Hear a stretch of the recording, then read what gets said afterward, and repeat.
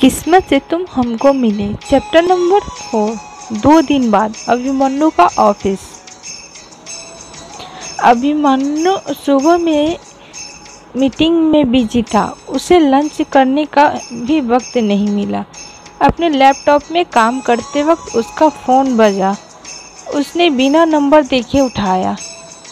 Hello. दूसरी ओर से राणा चौहान सिसक कर बोली, अभिमन्यु बेटा प्लीज सिटी हॉस्पिटल जल्दी आ जाओ। शोभिता, उसको बहुत चोट लगी है।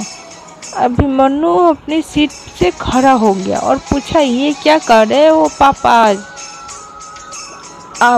आज सुबह ही उससे बात हुई थी, वो ठीक ही थी। राणा बेटा अभी उसको एम्बुलेंस में ले जा रहे हैं, तुम प्लीज़ जल्दी आ जाओ। अभिमन्यु अपने मैनेजर किशोर को बोला, सारे मीटिंग्स कैंसिल कर दो। अपने पापा को भी बताकर उनको साथ लिए ऑफिस से निकल गया। हॉस्पिटल पहुंचते ही शोभिता चौहान के बारे में पूछा और ओटी के सामने आ गए। राणा जी ने अभिमन्यु को देखा तो रो पड़े। अभिमन्यु, ये कैसे हुआ? राणा, किसी ने उसको चाकू से मारा। अभिमन्यु, मर्डर करने की कोशिश की? राणा, हाँ, पर पता नहीं कौन, क्योंकि शोभिता सबसे अच्छे से बात करती है, उसका कोई दुश्मन भी नहीं। कुछ समझ नहीं आ रहा। अभिमन्यु को शक हो रहा था कि कहीं उसकी फ्रेंड पायल तो नहीं किया था। कुछ मिनट बाद जब ओटी का लाइट ऑफ होकर डॉक्टर बाहर आए तो उन्होंने कहा, शोभिता के सीने में चाकू मारा था तो उसके हार्ट का लेफ्ट डैमेज हो गया है, होने के कारण ऑक्सीजन ब्रेन तक नहीं पहुंच पा रहा है। उसका ब्रेन डैमेज हो गया है। उसको एडमिट करने से पहले ही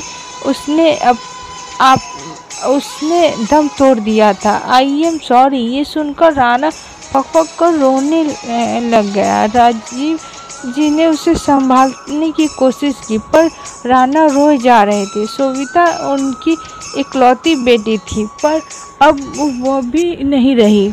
अभिमन्यु कुछ बोल नहीं रहा था। तब सारे घर वाले भी आ गए। शोभिता की माँ भी रोए जा रही थी। अभिमन्यु की माँ आराध्या भी अभिमन्यु को संभालने की कोशिश कर रही थी पर दिमाग शून्य हो गया था। उसे कोई भी बात नहीं समझ आ रहा था। जब डॉक्टर ने बोला कि वे शोभिता की मृत्यु शरीर ले जा सकते हैं तो अभिमन्यु अंदर गया और देखा शोभिता बेजान बिस्तर पर पड़ी थी। सिर्फ उसका चेहरा दिख रहा था, बाकी शरीर एक सफ़ेद कपड़े से ढका था। अभिमन्यु उसे देखकर जोर जोर से रोने लगा। उसे अपनी बाहों में जकड़ पकड़ के रोए जा रहा था। बाकी परिवार वाले आए और उसे संभालने लगे। 2 दिन बाद शोभिता के चिता को आग राणा ने दिया क्योंकि अभिमन्यु अंदर से टूट चुका था। उसने अपने आप को अपने कमरे में बंद कर किसी को भी नहीं आने दे रहा था। सबको आने से मना कर दिया था।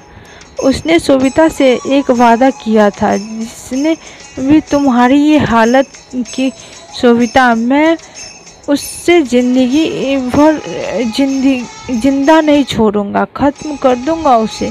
अगले दिन अपना गन लिए अभिमन्यु राठौर के घर पहुंचा। अमर जी बाहर गए थे, सिर्फ पायल घर पे थी। पायल, अरे अभिमन्यु, सॉरी टू नाउ, आपकी मंगेतर अब नहीं रही पर उसे तो जाना ही था। तुम मेरे हो, सिर्फ मेरे। अभिमन्यु ने अपने आदमियों को बोल उससे घर से उठा ले आया। पायल घबरा गई थी और अपने आप को छुड़ाने की कोशिश की। शहर के बाहर जब वो पहुँचे तो अब उसने पायल को गाड़ी से धक्का मारकर गिराया। वह भी बाहर आकर गन पायल के सिर पर रख बोला, भागो पायल, अपनी जान बचाने की कोशिश करो, मैं भी आज खेल खेलने के मूड में हूँ। पायल अपने आप को बचाने की कोशिश कर भाग रही थी कि अभिमन्यु ने उसके पैर पर गोली मार दी। वह लड़खड़ाकर गिर गई। अभिमन्यु उसके पास गया और उसके कंधे पर एक गोली चलाई। उसने वहाँ गोली मारी जहाँ जहाँ सविता को चाकू मारा गया था। आखिर में अभिमन्यु ने पायल के दिल के पास गोली चला दी और पायल का शरीर निर्जीव हो गया। इतना सब हो जाने के बाद रावत और राठौर खानदान अलग हो गया। उनका बिजनेस अलग हो गया। उनकी वर्षों की दोस्ती टूट गई। अमर जी अपने परिवार को खोकर अकेले हो गए। उनके पत्नी का देहांत बहुत पहले ही हो गया था। अब जो बेटी बची थी वह भी चली गई। बस आप अपने बिजनेस संभालते अकेले घर में रहते। अब शायद उनका इस दुनिया में कोई नहीं था। इसके लिए उन्होंने किसी को भी दोषी नहीं माना, क्योंकि पायल की जिद के वजह से आज सब कुछ हुआ। वे सोचते, काश मैंने अपनी बेटी को और अच्छे संस्कार दिए होते। प्रेजेंट डे अभिमन्यु के माँ की जिद की वजह से वह इस बार जब मुंबई आया तो सीधे विनायक जी के दर्शन करने चला गया हो। वैसे तो वह जब भी मुंबई आता अपना काम निपटा कर चला जाता। इस बार उसने अपनी माँ के लिए सुबह मंदिर चला गया। मंदिर में भीड़ कम थी पर अंदर बहुत भीड़ था। गणपति बाबा से अपने लिए कुछ नहीं मांगा, पर अपने माँ पापा के लिए लंबी उम्र और बहन के लिए अच्छा सा लड़का मांगा। वैसे भी वह अपने लिए क्या ही मांगता, वह बस दिन काट रहा था। वह सविता को अभी भी भूला नहीं था। धक्का मुक्की में बगल से जो लड़की खड़ी थी, जब वह जाने लगी तो उसका दुपट्टा अभिमन्यु की गाड़ी में फंस गया। अभिमन्यु ने उसे छुड़ाने की कोशिश की पर निकला नहीं। फाइनली उस लड़की ने जब दुपट्टा खींचा तो कपड़ा फटा। उसका एक टुकड़ा अभिमन्यु की घड़ी में फंसा ही रह गया था। अभिमन्यु मुड़ के उस लड़की को ढूंढने लगा तो इस भीड़ में वह कहाँ मिलती। सिर्फ दुपट्टा जो सिर पे ओढ़ रखा था वह दिखा। उसने लड़की का पीछा करने की कोशिश की पर लड़की तब तक आगे चली गई थी और फिर उसे कहीं नहीं दिखी। तो अभिमन्यु ने मन में बोला, अजीब लड़की है, उसे तो फर्क ही नहीं पड़ता। उसने अपनी घड़ी देखी और धीरे से कपड़े को अलग कर उसे अपने पॉकेट में रख कर चला गया। मानवी अपने चाचा जी के घर में मानवी ने राठौर इंडस्ट्री में जॉब वैकेंसी में अप्लाई किया था। उसका जवाब आया। उन्होंने उसे अगले राउंड के लिए सिलेक्ट किया था। मानवी ने जब ये पढ़कर खुश होकर कूदने लगी। जब सबने पूछा क्या हुआ तो उसने मेल दिखाया इंटरव्यू का। पर एक दिक्कत थी, इंटरव्यू इंदौर में था। अगर मानवी सिलेक्ट हो जाती तो उससे तुरंत जॉब स्टार्ट करना पड़ेगा। इसका मतलब शायद उसका अगला डिसीजन आ गया है, मुंबई को छोड़ इंदौर जाने का।